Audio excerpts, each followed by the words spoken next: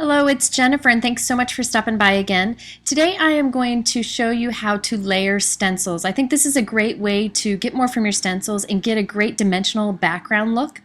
I also am going to do some quick Copic coloring and show you how to create your own stencil that you can reuse many times using a die. For this card, I'm using some products from a few different companies, but the stamps themselves are from Lawn Fawn. They have a new release, and I actually have a video showing a close look at the release and some ideas of using it that I will link to here in the corner and also in my YouTube description. This stamp set is from that new release. It's called Life is Good, and I just think it is absolutely adorable. I actually think this stamp set would be best with watercolor. Just goes with that beach feel. However, I don't have a whole lot of time, so I'm going with Copics because that's so much faster for me in the way that I use them. For quick coloring, I don't stay inside the lines because I'm faster at cutting it out.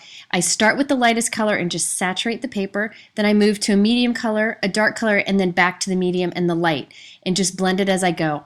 I don't take the time to think of which side the sunlight is hitting and all that. I just add the depth with my coloring, and I don't really think much more beyond that. However, it just depends on what you want to do. And honestly, my daughter was going to be waking up soon from her nap, so the faster I can get this bad boy done, the better. What I do to add quick depth to a stamped image is put the darker color on the sides. So along the edges, here it's on the sides of the lighthouse. That seems to work for me, and if anybody ever critiques the coloring of my Copics when I send them a card, I'll never send them a card again. It just works out pretty well. I'm kidding. But anyways, I'm going to move on and do a super light blue and a super light gray for the windows and for the white part of the lighthouse. And then I just go in a little bit very quickly with my colorless blender and kind of blend that out. You can see that this didn't take me much time to color at all. You could use colored pencils and Gamsol and get a similar effect also. For the lighthouse door, I just decided to go with solid black. And then I cut this out right up against the edge, but you could use the dies that you can buy to match these stamp sets if you wanted to. Okay, now that we have our lighthouse ready, let's get ready for the stenciling. I'm going to use this white paper that I cut from the Lawn Fawn Stitch Party Banners. You can hook a bunch of these together with ribbon and make a fun banner, but I actually want to use it on a card. I love that stitch edge on this flag. So I'm going to just cut off the holes on the top, and look how cool this looks on a card. You can use it horizontal or vertical. Now for stencils, I have a new one from Hero Arts. It's got these clouds in it, and they actually come with the cloud masks too. So you can do some layering of stencils very easily. So you'll see that in a moment. Now I'm going to go ahead and tape this to my work surface so it doesn't shift as I use it with the stencils. Now I'm just going to decide where to position my little cloud on here for the first cloud. I love these big fluffy clouds. Once I figured it out, I'm going to use a little bit of painter's tape to hold it in place and to also cover up the other openings of the stencil because I don't want to accidentally get ink there. Now I'm using Distress Inks because they blend so well with these inking tools, and I'm going to take my color and start on the stencil and pull it in towards the paper. So I'm going from the stencil towards the paper, and this gives you a darker edge to the area that you're inking. I'll also end with a kind of soft look in the center of the cloud, and I just love this look. Now you could use any inks and any ink blending tool here that you want to, but Distress Inks definitely give the best results. And look how beautiful that cloud looks, and it was so quick and easy to do. Now that we have our big first fluffy cloud, let's go ahead and do the second. I'm going to do it off to the left here, and again I'm going to take the ink and pull it towards the center.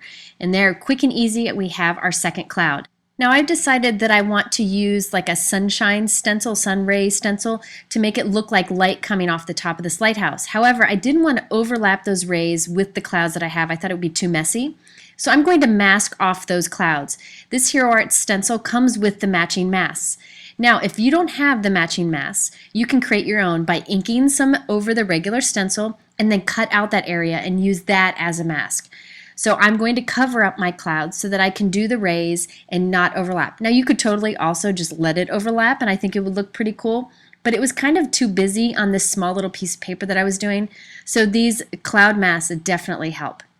So this is the die that I'm going to use to create my sun ray stencil. I like that it was small, and what I did is I cut it from a piece of scrap plastic. This was just some plastic I had from an old stamp set. You can use any kind of scrap plastic for this, and then you could reuse the stencil over and over again. If you want a stencil you only use once, you could just use a piece of typing paper. Now I've positioned the stencil where I want it, and I'm actually going to cut a real rough a circle from my painter's tape here. You can just punch a circle from scrap paper if you wanted to block off the center of the sun, because I don't want that there. I want this to look like rays coming from the lighthouse. I'm also going to put a piece of tape just on one side of the stencil so that I can easily just lift it up and see if my ink is going on well if I want to. So I think I've got this positioned a little bit off to the side, so I want to just pick it up and shift it over. After I put my lighthouse on there, I needed to shift it a little bit. Then I'll bring my lighthouse back to check it. This is one of the great things about creating your own stencil from some clear material that you may already have, is you can see through and make sure you like where it is. But again, you could use typing paper if you wanted to, or even a piece of vellum. But this plastic I can reuse many times. Now I'm taking my ink blending tool with my Scattered Straw Yellow Distress ink. And again, I'm taking the ink from the inside and kind of pulling it out to the edges. So this just kind of makes it a little more intense in the center and softer as we go out. I love how the distress inks make blending so easy to do.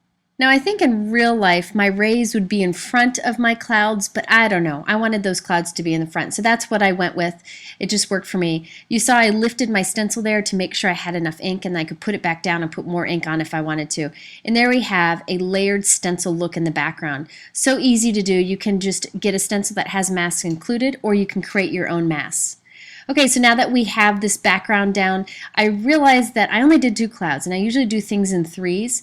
So I'm going to go ahead and ink up another cloud here off to the bottom, just to kind of balance things out a little bit. That was quick and easy to do, and boy, does that make things look a little bit better for me. Okay, so now it is time to add a stamped greeting to this. Now, I'll be honest, I didn't plan it once again where I was going to put my greeting, so I need to cut my stamp up. And I know a lot of people put in my YouTube description that it freaks you out when I cut up stamps, but I promise they don't scream. I promise. So I have this long greeting. I've actually already cut it up. The nice thing is you can always mount it on your acrylic block how it was originally intended, so it's okay to do this. So I'm going to start with the middle word first and stamp this with my Hero Arts black dye ink, which is my favorite black ink. I'm putting my lighthouse in position so I can know where to kind of center that. Now you notice I accidentally got some black ink from my finger onto my piece here. Now I would never pitch this because I've gone too far. So we're going to cover that up. I'm going to put some sequins on this. I hadn't planned to put sequins on it, but I'm not going to give up now and pitch this. So I'm going to just find a way to cover that up. So now that I have stamped my 3 greetings, or my 3 parts of the greeting together, I'm going to go ahead and glue on my lighthouse here. I'm still panicking at this moment about that little bit of black ink, but I'm trying to play it kind of cool here.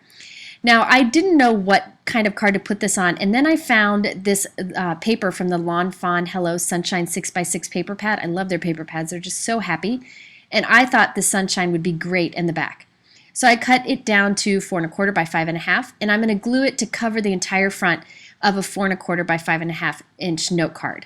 And I just thought that was the perfect background for this happy card. I went ahead and added this to the card with foam dots. I put foam dots behind this and behind the lighthouse just for some fun dimension.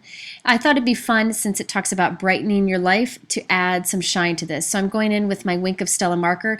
I'm coloring over all the windows and then the sunshine rays. I really like this marker because it's got a brush tip and it's very easy and quick to apply this. I used to have a fine tip glitter pen, but I would spend so much time scribbling back and forth. This is just so much faster, big time saver, and it's just beautiful in real life. And you can kind of see the shimmer here in the picture on the sun rays. Now you also might notice that the windows and door are shiny. I just took my glossy accents and put a little bit on the windows and the door just to give it a little bit of the feel of real life. Now we have the issue that I created by getting some ink on my card. So I decided to add some sequins. I don't know, sequins always seem to work these days. So I have 3 sequins here that I've picked out. And I have my quick sticks. I put some matte multi-medium onto my craft sheet here, smeared it out, and I'm just using the sticky end of my quick sticks to pick up the sequins and add it onto my card. I just kind of dip it in the adhesive. I've done this a million times in videos, but I've never done it in a video to cover up a boo-boo. So there you have it. That's a very easy way to cover up that boo-boo. Okay, so there we have a fun way of layering stencils, quick Copic coloring, and also creating your own stencil. If you're interested in these products, they're linked below in my YouTube description. You can also head over to my blog at jennifermcguireinc.com. Now, if you like this video and you want to see more, please give it a thumbs up. That lets YouTube know that you're a big fan, and I appreciate it. Thanks so much for watching.